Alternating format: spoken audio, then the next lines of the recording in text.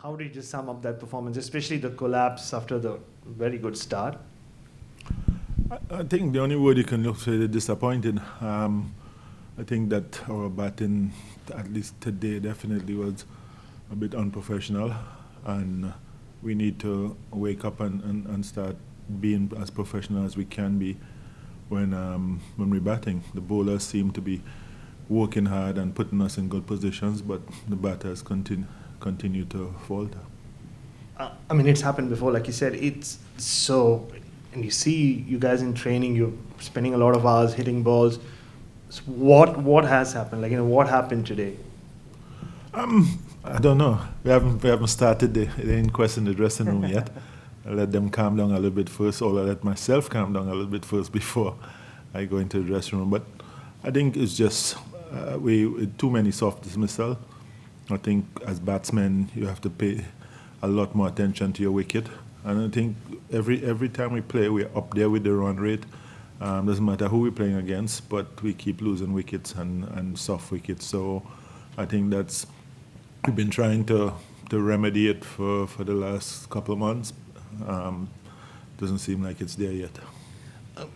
Some have said that it could have something to do with the tinkering of the batting order, batters playing in different positions in different games.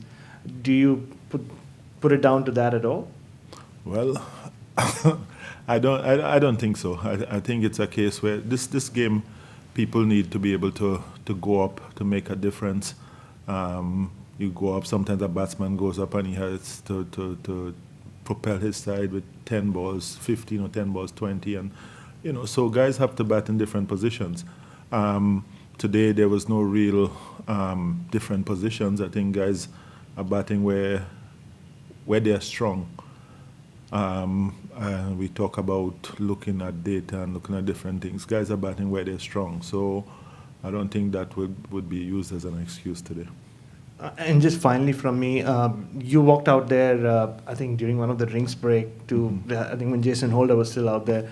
What was the message? And this was in the midst of all that, the collapse happening.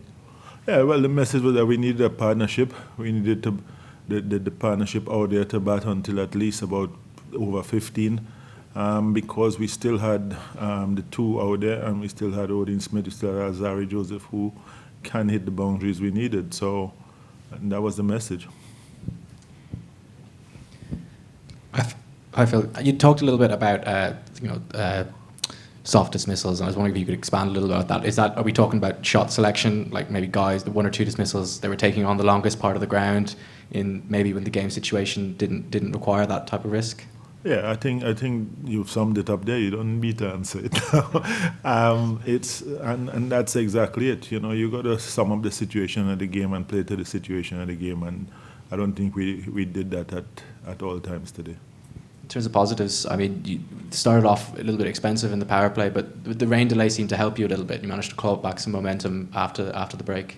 Yeah, we did. And as I said before, the bowlers have been doing an excellent job. And I think if we look at the stats and the data, between over 7 to 15, we've been doing very well for the last year. So for them to pull it back after that was expected from us. So I think they did a great job. Does the short turnaround now, does it help getting back out there quickly on Wednesday? I think it helps. A day tomorrow to just rest and reflect on how things went, what we have to change, and how we have to think in the next game. Because, as someone said, we've been out there, we've been hitting balls, we've been practicing scenarios, we've been thinking about it. It's now to put it into play.